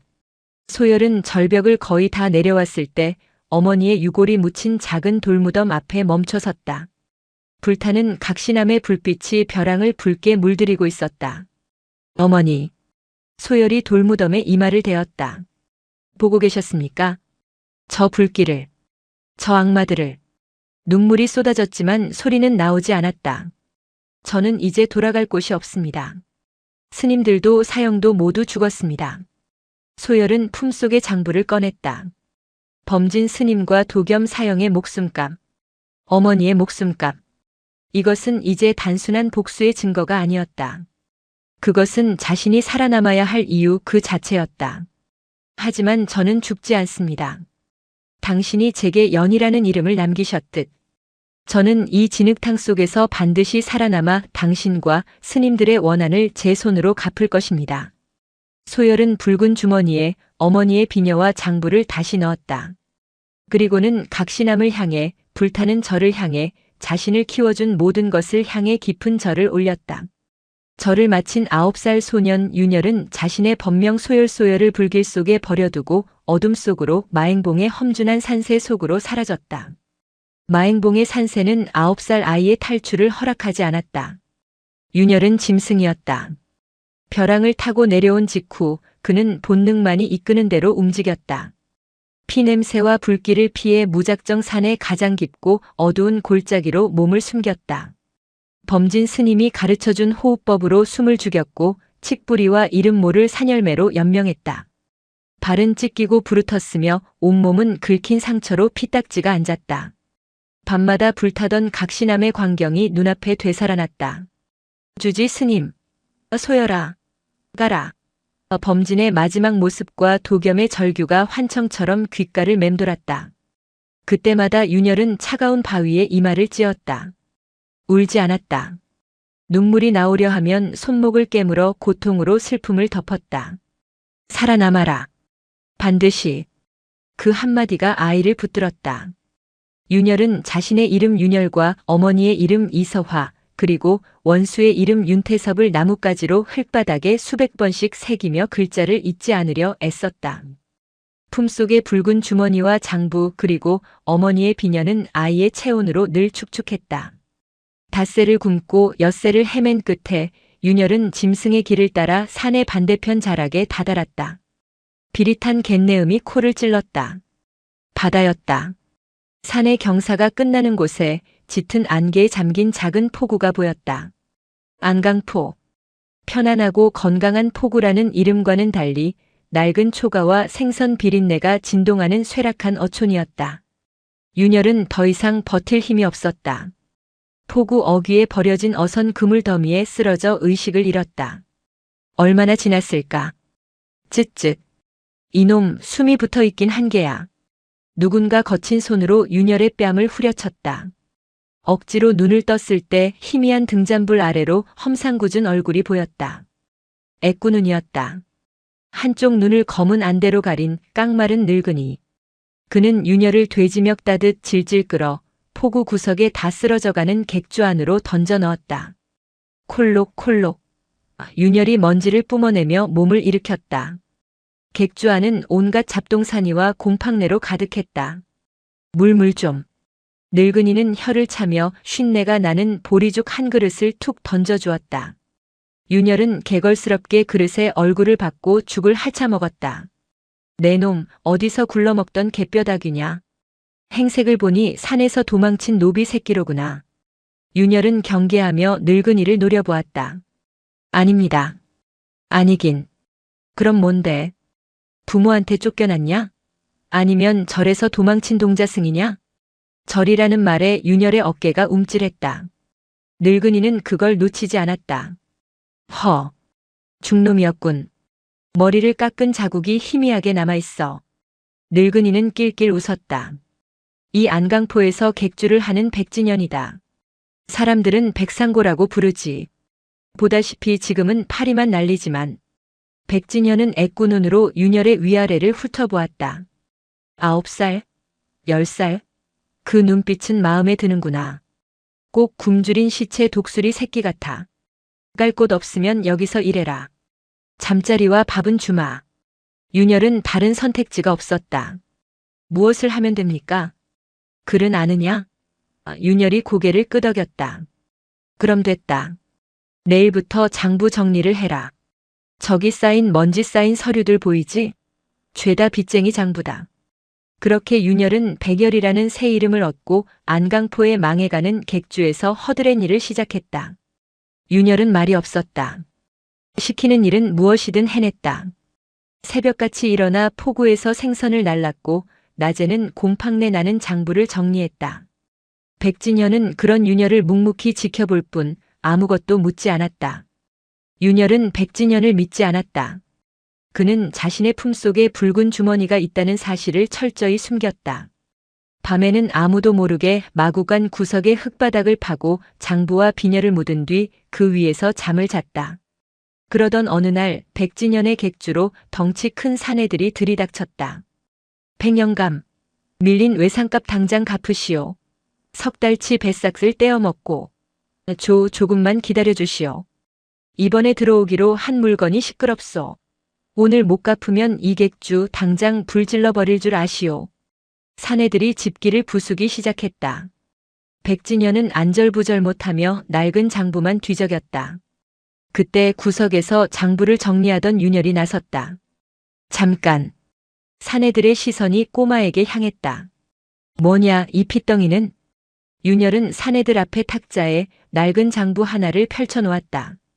지난달 오징어 20축일 축 20마리 값을 2번 치르셨습니다. 뭐? 여기. 정가 어르신이 닷새 날 장부에 20축, 그리고 일의 날 장부에 또 20축. 도장도 같습니다. 일의 날 것은 잘못 적힌 것입니다. 외상값이 아니라 오히려 우리가 단량을 돌려받아야 합니다.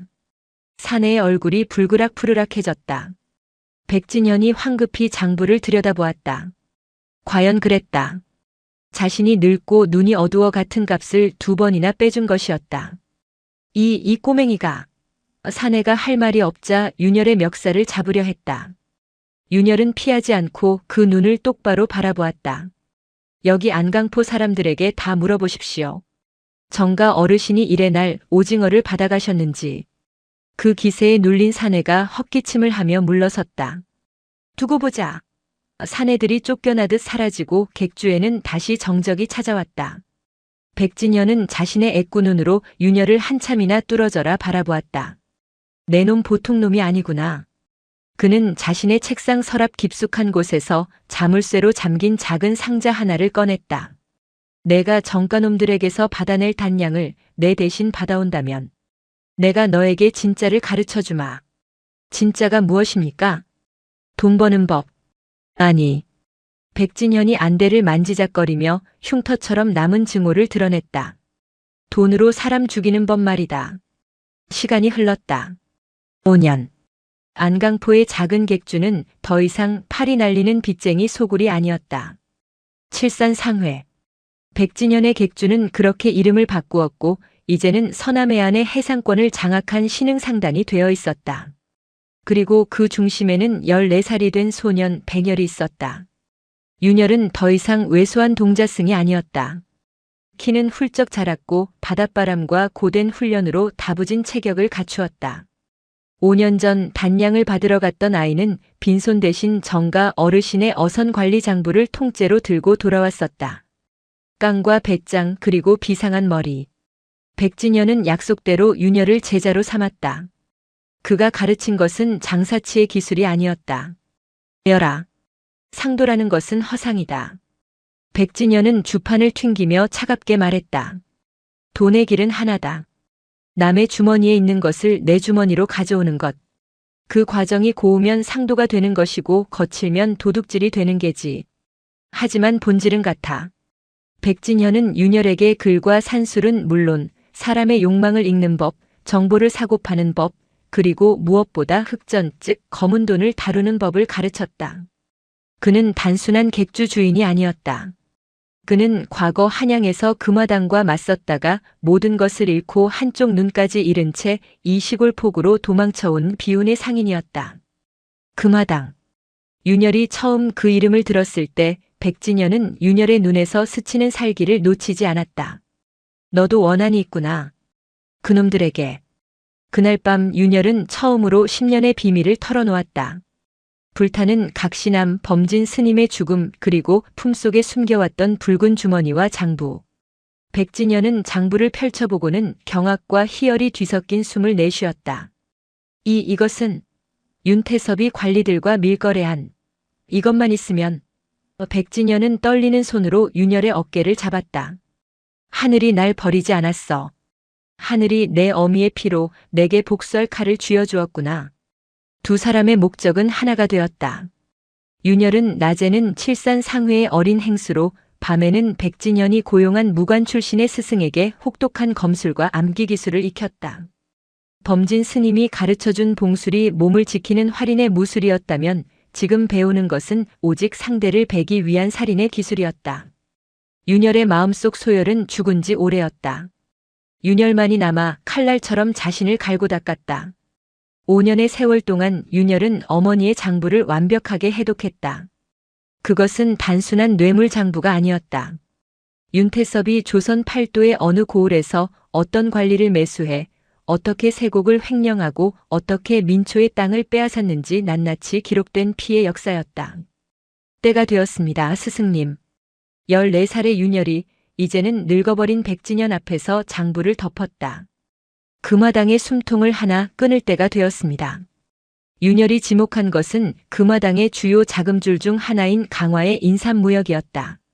장부에 따르면 강화 관아의 김현감이 5년 전부터 윤태섭의 돈을 받고 인삼밀무역을 눈감아주고 있습니다. 그들이 다음 달 초하루 대천국 상인들에게 인삼을 넘기는 날입니다. 어찌할 것이냐? 우리가 가진 배로는 그들의 호의를 뚫을 수 없다. 싸우지 않습니다. 윤열의 눈이 차갑게 빛났다. 태울 것입니다. 초하루 전날 밤. 윤열은 검은 옷으로 몸을 감싸고 강화의 인삼창고가 있는 포구에 잠입했다. 백진현이 칠산상회의 모든 인맥을 동원해 만든 혼란 속에서 윤열은 홀로 움직였다. 그는 훈련받은 대로 소리 없이 경비병 둘을 제압하고 창고 깊숙한 곳, 가장 비싼 백삼이 쌓인 곳에 도착했다. 그는 불을 지르지 않았다. 대신 품속에서 가져온 소금물과 바닷물에 절인 짚을 인삼 더미 곳곳에 뿌리고 섞어 넣었다. 인삼은 습기, 특히 염분에 치명적이었다. 하룻밤이면 상품 가치가 완전히 사라져버릴 터였다. 일을 마친 윤열은 쥐도 새도 모르게 빠져나왔다. 그리고 다음 날 강화 포구는 뒤집어졌다. 대천국 상인들은 썩은 내가 진동하는 인삼 더미를 보고 경노했다. 김현감은 사색이 되었고 금화당의 현장 책임자는 막대한 계약금을 물어주게 생겼다. 이것은 금화당에게 수만 양의 손해를 입힌 치명적인 타격이었다. 안강포의 칠산상회로 돌아온 윤열을 백진현이 복잡한 눈으로 맞았다. 해냈구나. 시작일 뿐입니다. 용하다만 열아. 너는 너무 위험한 불장난을 시작했다. 백진현이 창밖을 바라보았다. 용의 꼬리를 밟았으니 이제 용의 머리가 우리를 돌아볼 것이다. 백진현의 예감은 틀리지 않았다. 닷새 후 안강포에 낯선 배 한 척이 들어섰다. 그리고 그 배에서 비단 도포를 입었으나 얼굴에 흉측한 칼자국이 있는 냉혹한 인상의 사내 곽 집사가 내렸다. 그는 금화당의 문제 해결사였다. 곽 집사의 등장은 안강포의 공기를 바꾸어 놓았다. 그는 강화의 김현감처럼 소란을 피우거나 빚쟁이들처럼 집기를 부수지 않았다. 그는 뱀처럼 조용하고 얼음처럼 차가웠다. 그는 칠산상회를 찾아오지 않았다. 대신 포구의 주막에 자리를 잡고 조용히 사람들을 만났다. 뱃사공, 어부, 심지어 관아의 아전들까지. 그는 돈을 쓰지 않았지만 그의 서늘한 눈빛과 금화당이라는 배경은 사람들로 하여금 스스로 입을 열게 만들었다. 스승님, 저자가 칠산상회 주변을 캐고 있습니다. 윤열이 창틈으로 곽 집사의 동태를 살피며 보고했다. 특히 5년 전 우리가 이 객주를 인수할 무렵의 일을 묻고 다닙니다. 백진현의 안대 및 남은 한쪽 눈이 파르르 떨렸다. 나를 의심하는 것이 아니다. 그는 새로운 변수를 찾고 있다. 5년 전에는 없다가 지금은 있는 것. 그것은 윤열을 의미했다. 몸을 숨겨야 한다, 열아. 저자는 보통 내기가 아니야. 윤태섭의 오른팔이자 금화당의 피비린내 나는 일을 도맡아 처리하는 자다. 숨으면 지는 것입니다. 윤열이 고개를 저었다. 저들은 이미 강화 인삼 사건의 배후에 경쟁 상단이 있다고 확신하고 있습니다. 우리가 숨을수록 칠산상회가 범인이라는 확신만 줄 뿐입니다. 그럼 어찌하겠느냐? 저자의 뒤에는 금화당의 사병들이 있다. 제가 만나보겠습니다. 윤열의 말에 백진현이 경악했다. 내가? 미쳤느냐? 내가 윤태섭의 얼굴을 아는지는 몰라도 저 곽 집사 역시 5년 전 각시남에 있었을지 모른다. 내 얼굴을 알아보면 9살 아이의 얼굴을 기억하지는 못할 겁니다. 설령 기억한다 해도 지금의 제 모습과는 다릅니다. 윤열의 목소리는 14살의 것이라고는 믿기지 않을 만큼 침착했다. 오히려 제가 직접 나서서 저들의 의심을 다른 곳으로 돌려야 합니다. 그날 저녁 윤열은 칠산상회의 어린 행수 자격으로 곽 집사가 묵고 있는 주막을 찾아갔다. 금화당에서 귀한 분이 오셨다는 말을 들었습니다. 안강포를 관리하는 칠산상회의 백열이라 합니다. 인사가 늦었습니다. 곽 집사는 술잔을 든 채 천천히 고개를 돌렸다. 그의 뱀 같은 눈이 윤혈을 위아래로 훑었다. 칠산상회라 백진현 영감은 어찌 직접 오지 않고 애송이를 보냈는가. 스승님께서는 연로하시어 몸이 편찮으십니다. 실질적인 상회의 일은 제가 맡고 있으니 저에게 말씀하셔도 무방합니다. 곽 집사가 비웃음을 터뜨렸다. 14살? 15살? 내 놈이 뭘 맡아 한다는 게냐? 장난감이냐? 장난감인지 아닌지는 장부를 보시면 알게 될 것입니다. 윤혈은 품에서 장부 하나를 꺼내 곽 집사의 탁자에 밀어 넣었다. 이게 무엇이냐? 곽 집사의 미간이 좁혀졌다. 강화 인삼을 망친 범인들의 행선지입니다. 윤혈이 태연하게 말했다. 곽 집사의 눈이 번뜩였다. 그는 장부를 펼쳤다. 거기에는 칠산상회와 경쟁 관계에 있던 다른 소규모 상단, 해풍상회가 최근 강화 이네스3이 망가지던 날 밤 인근 해역에서 수상한 움직임을 보였고 그 직후 막대한 돈을 주고 대청국 상인들을 따로 만났다는 거짓 기록이 아주 그럴듯하게 조작되어 있었다. 이걸 나에게 왜 주는 거지? 곽 집사가 의심을 거두지 않았다. 금화당은 큰 용입니다. 우리 칠산상회 같은 작은 물고기는 용의 비늘 하나 건드릴 생각이 없습니다. 하지만 해풍상회 놈들은 다릅니다. 그놈들은 안강포의 이권까지 넘보며 우리를 괴롭혔습니다. 이번에 보니 감히 용의 꼬리까지 밟더군요. 윤혈이 공손히 고개를 숙였다. 용께서 이 버러지들을 치워주신다면 우리 칠산상회는 안강포에서 얻는 이익의 일부를 금화당의 성의로 바칠까 합니다. 그것은 완벽한 이호경식, 호랑이 둘을 싸우게 만드는 계책이자 동시에 꼬리 자르기였다. 곽 집사는 윤혈의 얼굴을 꿰뚫어 볼 듯이 노려보았다. 이 어린 놈이 꾸민 짓이라기엔 너무도 교활했다. 하지만 동시에 너무도 그럴듯했다. 자신들의 손실을 메울 희생양과 새로운 수익원을 동시에 제안한 것이다. 백진현 영감. 사람 보는 눈이 있군. 곽 집사가 장부를 품에 넣었다. 좋다. 이 장부가 사실이라면 내 놈의 제안을 받아들이지. 하지만 곽 집사가 자리에서 일어나 윤혈의 입계에 손을 올렸다. 그 손아귀 힘이 강철 같았다. 만약 이 장부가 거짓이거나 내 놈이 감히 나를 속이려 한 것이라면 그의 칼자국 흉터가 꿈틀거렸다. 내 놈의 목숨은 물론 백진현 영감의 남은 눈알까지 뽑아버릴 것이다. 명심해라. 명심하겠습니다. 윤혈은 서늘한 살기 속에서도 눈 하나 깜빡하지 않았다. 곽 집사가 자객들을 이끌고 해풍상회를 박살내기 위해 안강포를 떠나던 날, 백진현이 떨리는 목소리로 물었다. 괜찮겠느냐? 해풍상회는 어차피 곧 망할 상회였습니다. 스승님. 윤혈은 떠나가는 곽 집사의 배를 차갑게 바라보았다. 희생은 필요합니다. 독한 놈. 백진현이 혀를 찼다. 너는 복수를 위해서라면 내 자신까지 태워버릴 놈이야. 그렇습니다. 윤혈이 대답했다. 이제 안강포는 좁습니다. 저들을 속이기 위해 바쳤던 성의를 이제는 투자금으로 바꿀 때입니다. 윤혈의 시선은 안강포가 아닌 더 먼 곳, 조선 상권의 중심지 한양을 향하고 있었다. 원수의 심장부 금화당의 본거지였다. 저들의 심장부로 들어가야 합니다. 저들의 방식을 배우고 저들의 힘을 이용해 저들을 무너뜨릴 것입니다. 14살의 윤혈은 5년 전 각시남에서 도망치던 9살 아이가 아니었다. 그는 자신의 스승 백진현마저 두려워할 만큼 냉혹하고 치밀한 복수의 화신으로 다시 태어나고 있었다. 세월은 강물처럼 흘러 피로 얼룩진 기억을 덮는 듯 했다. 안강포에서 곽 집사를 속여 넘긴 지 4년. 윤혈은 18배 청년이 되었다. 그는 더 이상 백열이라 불리지 않았다. 백진현은 자신의 먼 친척 조카라는 구실을 만들어 그에게 백하명이라는 새 이름을 주었고 칠산상회의 정식 후계자로 내세웠다. 밝은 여름이라는 이름과 달리 하명의 눈빛은 천길 얼음 아래 강물처럼 차갑고 깊었다.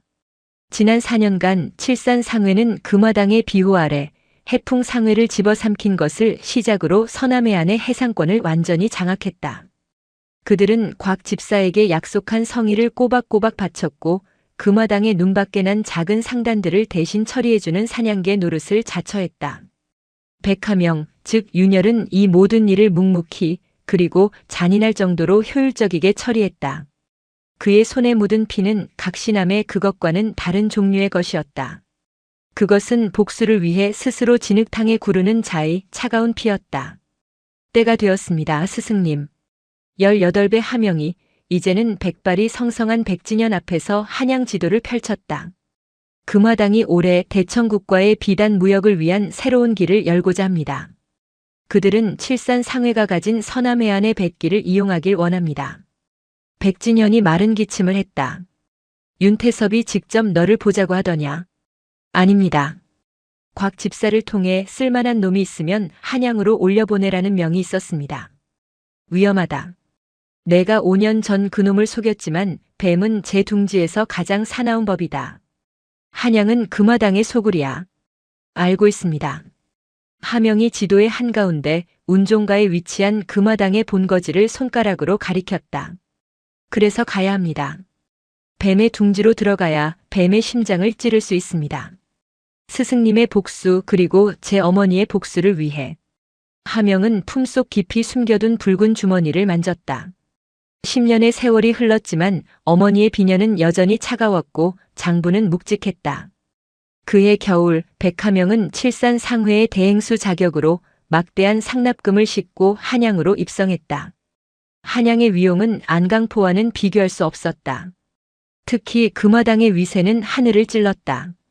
운종가에서 가장 크고 화려한 기와집이 모두 그들의 소유였고 관복을 입은 관리들이 스스럼 없이 그 문턱을 넘나들었다. 하명은 금화당의 행랑채에 머물며 곽 집사의 지시를 기다렸다.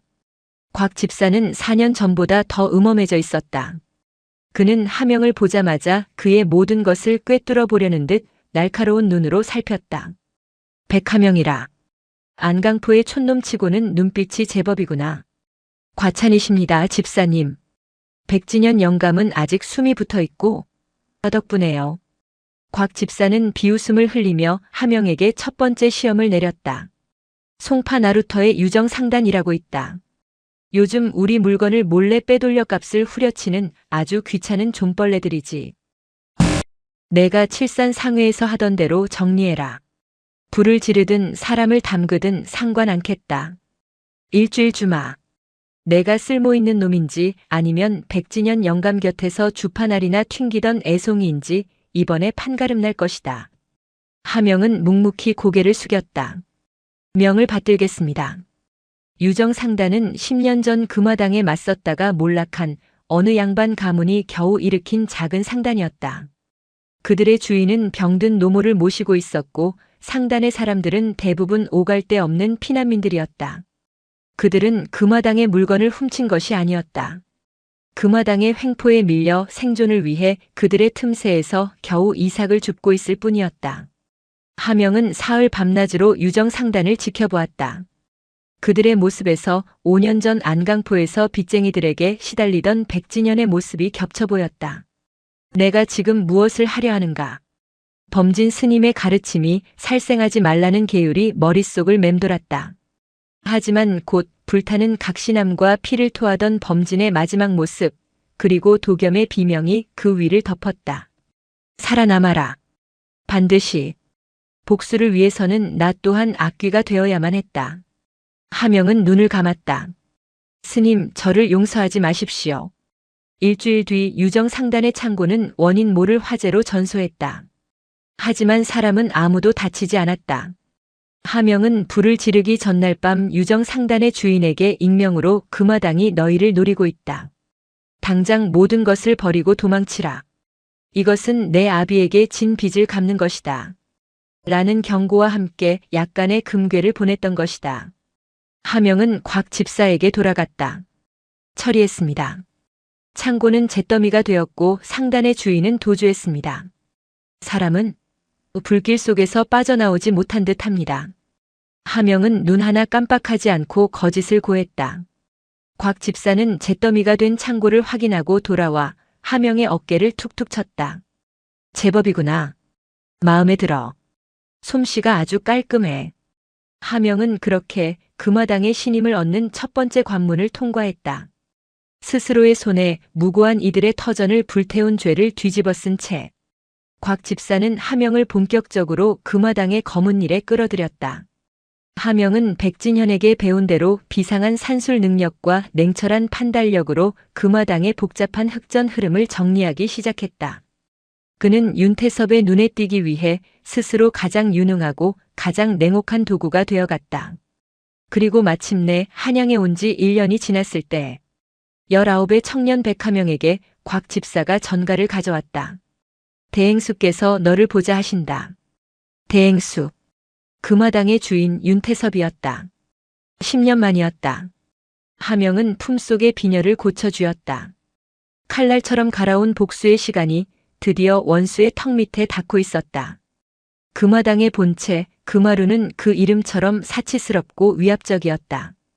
19의 백하명 윤열은 곽 집사의 안내를 받아 겹겹의 문을 지나 대행수의 집무실로 들어섰다. 방 안에는 값비싼 향 냄새가 자욱했다. 창가에 뒷짐을 지고 서 있던 사내가 천천히 돌아섰다. 10년의 세월이 흘렀지만 하명은 그 얼굴을 잊을 수 없었다. 각신함에서 범진 스님을 찌르고 도겸 사형을 배웠던 그 얼굴. 자신의 아비이자 어머니의 원수. 윤태섭. 그는 10년 전보다 더 살이 쪘고 더 권위적으로 변해 있었다. 내가 백진현 영감의 조카라는 백하명이냐. 목소리마저 10년 전 그날 밤의 기억과 똑같았다. 예, 대행수 어르신. 하명은 심장이 터질 듯 뛰었지만 완벽하게 감정을 숨겼다. 그는 훈련받은 대로 바닥에 엎드려 절을 올렸다. 일어나거라. 윤태섭이 하명을 훑어보았다. 10년 전 각신함의 9살 동자승의 얼굴은 이제 영특하고 냉철한 청년의 얼굴 뒤에 완벽히 가려져 있었다. 곽 집사에게 내 이야기를 많이 들었다. 셈이 빠르고 일처리가 깔끔하다고. 과찬이십니다. 금화당의 일을 도울 수 있어 영광입니다. 허허. 윤태섭이 흡족하게 웃었다. 좋다. 마침 내게 맡길 중한 일이 있다. 곽 집사는 나가보거라. 곽 집사가 묵례를 하고 방을 나갔다. 방 안에는 윤태섭과 하명, 단둘만 남았다. 지금이다. 하명은 생각했다. 지금이 10년간 준비해 온 모든 것을 터뜨릴 때라고. 어르신. 하명이 입을 열었다. 드릴 말씀이 있습니다. 제 스승 백진현 영감께서 어르신께 꼭 전하라 하신 물건이 있습니다. 백영감이? 윤태섭이 의아해했다. 하명은 품속에서 10년의 세월에 낡아버린 붉은 주머니를 꺼냈다. 윤태섭의 눈이 가늘어졌다. 그것은? 하명은 주머니에서 기름종이에 싼 장부를 꺼내 윤태섭의 책상 위에 올려놓았다. 10년 전 어르신께서 마행봉 각신함에서 그토록 찾으시던 물건입니다. 순간 방 안의 공기가 얼어붙었다. 윤태섭의 얼굴에서 웃음기가 사라졌다. 그는 장부와 하명의 얼굴을 번갈아 보았다. 각신함? 내놈. 내놈이 어찌 그것을. 제 스승 백진현은 15년 전 어르신께 모든 것을 잃고 한쪽 눈까지 잃었던 흑교 상단의 주인이었습니다. 스승님은 평생을 어르신께 복수할 날만 기다리셨습니다. 하명은 백진현과 미리 짜 맞춘 완벽한 거짓 시나리오를 읊었다. 윤태섭이 장부를 천천히 펼쳤다. 그 안에 빽빽한 기록들을 확인한 그의 얼굴이 일그러졌다. 이것은 이서와 그년이 가지고 있던. 스승님은 10년 전 각신함의 참사 직후 불탄 절터에서 기적적으로 이것을 발견하셨습니다. 그리고 이것을 무기로 쓸 날을 기다리셨지요. 하명이 무릎을 꿇었다. 허나 스승님은 깨달으셨습니다. 금화당의 위세는 하늘과 같아 이따위 낡은 장부 따위로는 어르신을 무너뜨릴 수 없다는 것을요. 하명은 고개를 조아렸다. 그래서 스승님은 이 장부를 어르신께 바쳐 지난날의 원한을 풀고 어르신의 진정한 개가 되기로 결심하셨습니다. 그리고 그 증표로 저를 이곳에 보낸 것입니다. 부디 칠산 상회의 충심을 받아주십시오. 이것이 하명의 계획이었다. 장부를 바쳐 윤태섭의 의심을 완전히 풀고 그의 심장부로 더 깊이 들어간다. 그리고 가장 중요한 순간 그의 숨통을 끊는다. 윤태섭은 장부를 든 채 하명을 꿰뚫어 볼 듯이 바라보았다. 그의 입꼬리가 천천히 올라가기 시작했다. 푸하하하. 방 안이 떠나가라. 윤태섭이 광소를 터뜨렸다. 백진현 그 애꾸는 늙은이가 하. 평생을 복수하겠다고 날뛰더니 결국 제명을 재촉하는구나. 충심? 네? 하하. 윤태섭은 하명이 바친 그 장부를 어머니가 목숨을 걸고 지켰고 범진 스님과 도겸 사형이 죽음으로 지켜냈으면 하명 자신이 10년간 목숨처럼 지켜온 그 장부를 등잔불 위로 가져갔다. 하명의 눈이 커졌다. 활활. 기름종이에 싼 장부가 10년의 원한이 순식간에 불길에 휩싸였다. 어르신. 그게 무슨 쓸모없는 종이 조각이다. 윤태섭은 타들어가는 장부를 재떨이에 던지며 차갑게 말했다. 백진현 그 늙은이가 착각한 게야. 10년이면 강산도 변한다. 이 장부에 이름이 오른 놈들은 절반은 죽었고 절반은 내 발 아래에 기어들어왔다.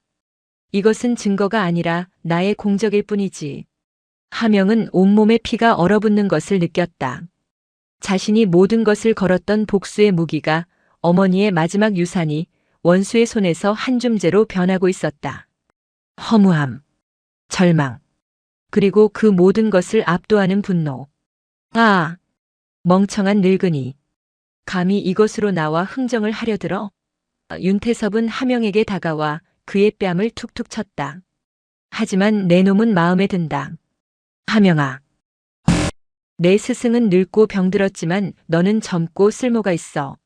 내가 그 늙은이를 대신해 그 장부를 직접 내게 가져온 그 충심이 마음에 든단 말이다. 윤태섭은 하명이 백진현을 배신하고 장부를 훔쳐 자신에게 바쳤다고 오해한 것이다. 이것은 하명이 의도한 시나리오가 아니었지만 결과적으로는 최상의 신임을 얻게 되었다. 이제 너는 백진현의 조카가 아니다. 너는 내 사람이다.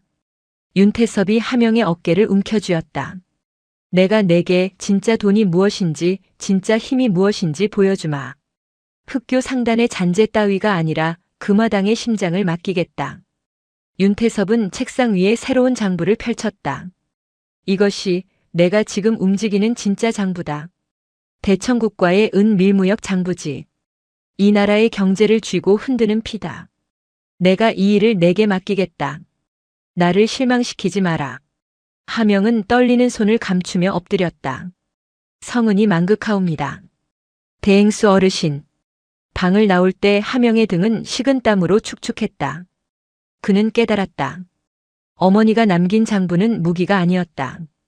그것은 시험이었다.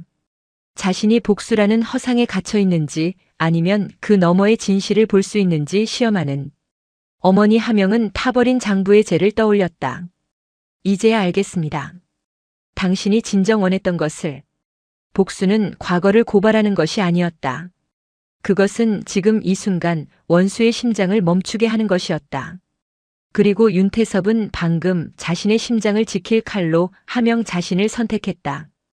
윤태섭은 백하명, 즉 윤열을 완벽하게 신임했다.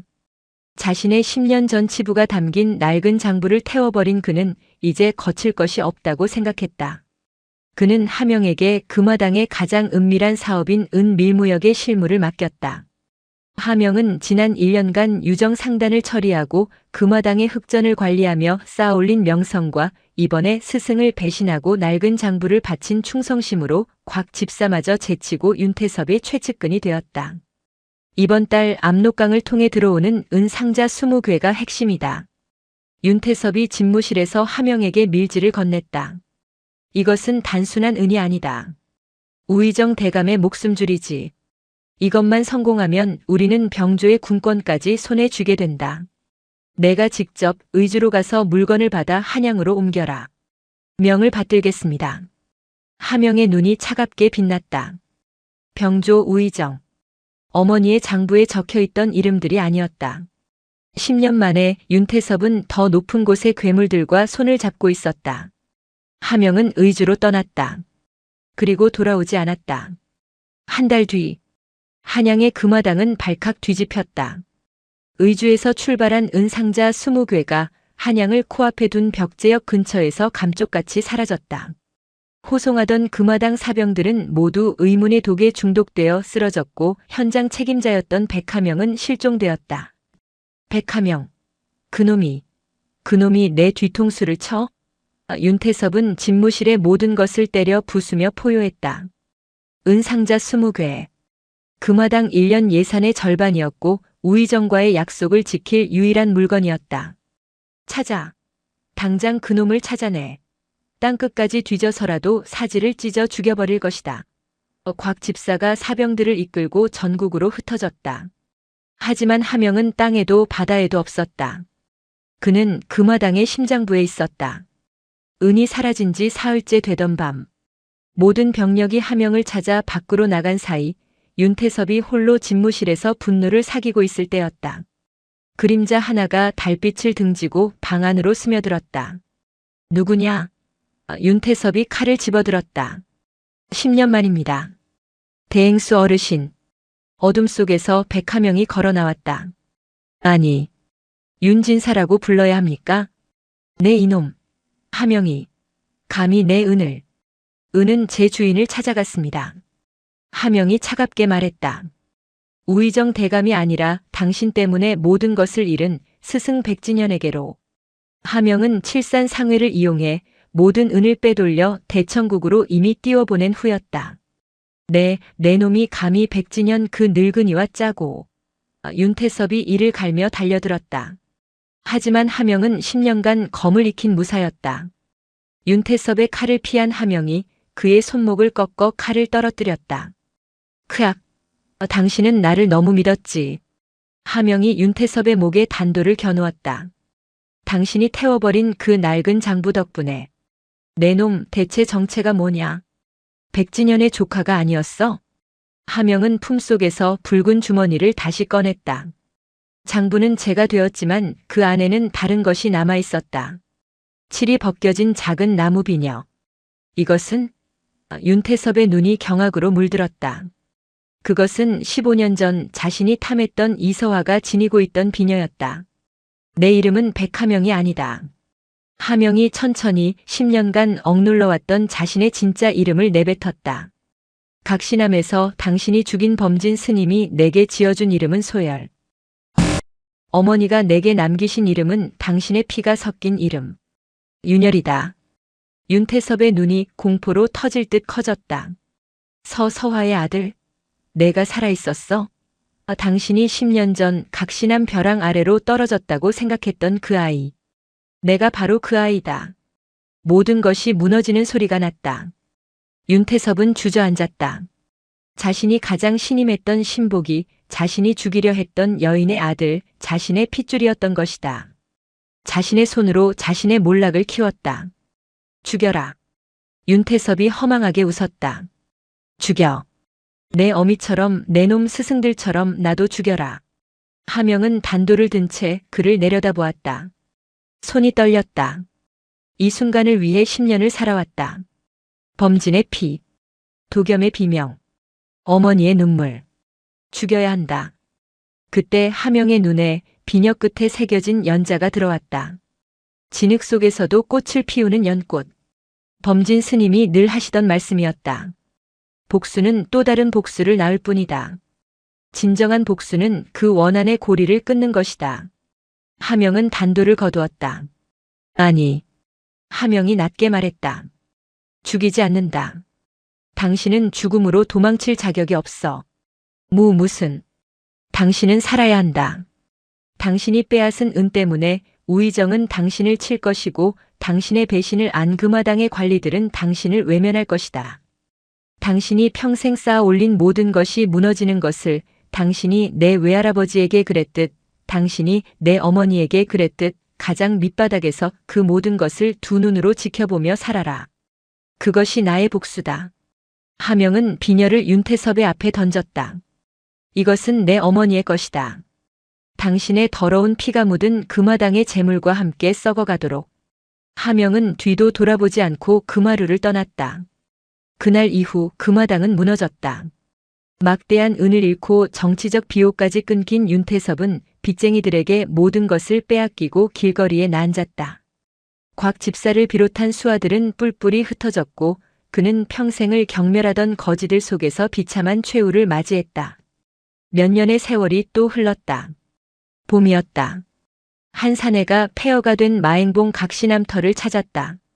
이제는 30대가 된 평범한 사내의 옷차림을 한 윤열이었다. 그는 백진현에게도 돌아가지 않았다. 모든 원한을 갚은 뒤 그는 속세에서 자신의 이름을 버리고 조용히 살아왔다. 절터는 잡초만 무성했다. 불탄 석가래가 세월의 비바람에 썩어가고 있었다. 윤열은 법당터에 말없이 술을 따랐다. 스님, 사형, 이제 모두 끝났습니다. 그는 천천히 기억을 더듬어 절 뒤편의 단해로 향했다. 10년 전, 아니 20여 년 전 모든 비극이 시작되고 또 끝났던 곳. 그가 매일 밧줄을 타고 매달렸던 그 자리. 어머니의 유골이 흩어졌던 그곳. 그곳을 바라보던 윤열의 눈이 한 지점에 멈추었다. 믿을 수 없는 광경이 펼쳐져 있었다. 가파른 절벽 바위 틈새. 그가 그토록 심으려 했으나 매번 바람에 날아가 버렸던 바로 그 자리에 한 송이 들국화가 샛노랗게 피어 있었다. 누가 심은 것도 아니었다. 그 옛날 윤열이 흘렸던 흙과 어쩌면 그 속에 섞여 있던 씨앗 하나가 이 모진 세월을 견디고 뿌리를 내린 것이었다. 혹은 그 아래 잠든 어머니의 원혼이 아들의 복수가 끝났음을 알고 피워낸 것인지도 몰랐다. 윤열은 그 자리에 주저앉았다. 눈물이 쏟아졌다. 9살 때도 14살 때도 19살 때도 흘리지 않았던 눈물이었다. 그는 깨달았다. 사랑은 피보다 깊고 죽음보다 질겼다. 어린 마음이 벼랑에 심으려 한 것은 복수의 칼이 아니었다. 그것은 그저 어머니의 이름이었고 잊히지 않는 그리움이었다. 복수는 끝났지만 그의 마음은 평화롭지 못했다. 하지만 저 절벽의 꽃을 보는 순간 그는 비로소 용서받았음을 느꼈다. 윤열은 더 이상 벼랑을 오르지 않았다. 그는 절벽 아래 어머니의 유골이 묻혔던 자리에 그리고 자신을 키워준 스님들의 넋이 깃든 이 절터에 다시금 작은 묘목들을 심기 시작했다. 복수를 위한 꽃이 아닌 새로운 삶과 위로를 위한 나무였다. 영상이 마음에 드셨다면 구독과 좋아요, 댓글 부탁드립니다.